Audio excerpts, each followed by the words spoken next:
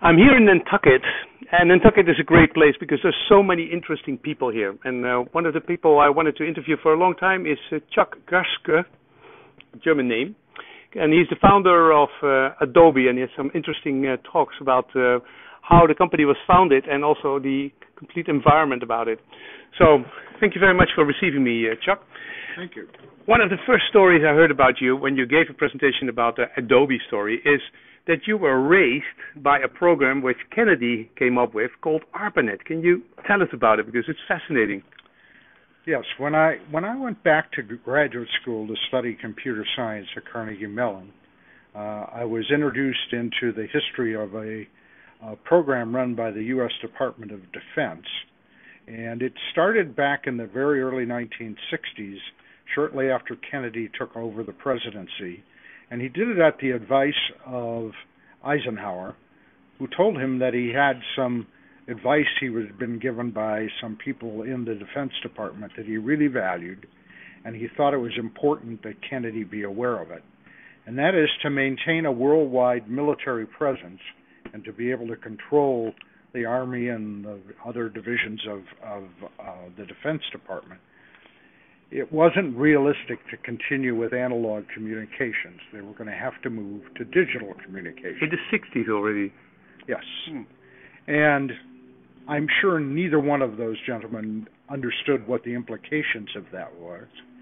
But Kennedy in particular took Eisenhower seriously, and so he turned to McNamara, who was probably of the members of his cabinet the most technically oriented individual, and most importantly, he had the biggest budget. And he said, figure this out, find someone to run it, and we need to do this expeditiously, do it quickly. So what McNamara did is he went to MIT and he found an individual named J.C.R. Licklider. And J.C.R. Licklider was not an electrical engineer, he wasn't a computer scientist, he was a behavioral psychologist.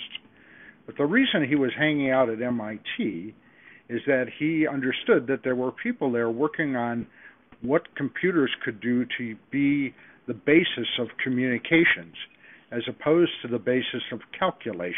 And if you think back to the advertisements run by IBM and others in that time, they would tell you how many multiplies they could do in a microsecond and so forth.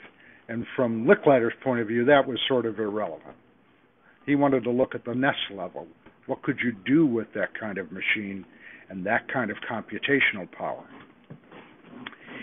So McNamara talked to him and explained what he wanted to have done, is he wanted to have a sufficient amount of money put into this, with the primary goal being to educate a whole new cadre of people who could take this discipline and build on it. But he said they're also going to have to do research so that if Congress ever calls me to task, I can justify. So Licklider took the job.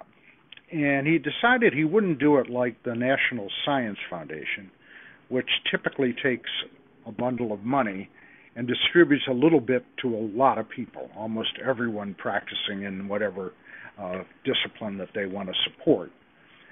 He decided instead he wanted to focus on 15 to 25 centers of excellence, where he felt that the people who were involved were really the pioneers in taking this area of electronics and computing into a new century. And he wanted to make sure that those were the kind of people that he was supporting. So he ended up selecting several universities, places like Caltech, UCLA, Stanford, Berkeley, Utah, Illinois, Michigan, MIT, Harvard, and a few others, as places that were educational institutions that he wanted to support. But he also supported some industrial labs, like the Rand Corporation and Bolt, Beranek and Newman in Boston, and Lincoln Labs and MITRE and a few others. And he called the group, the computer science community that he was running underneath this Advanced Research Projects Agency, together, and he told each of them he would give them a significant amount of money, several $1 million a year. But there were some rules. And the rules were essentially the same for both the educational institution and the labs, with one major difference. In the educational institution, a primary goal was to educate this new cadre of people to work in the field. But rule number one was that everything that was being done at both the educational institutions and the industrial labs was not proprietary to that organization. It had to be shared with every other member of the ARPA community. Rule number two was that they had to communicate with one another what they were doing and make sure that they held regular seminars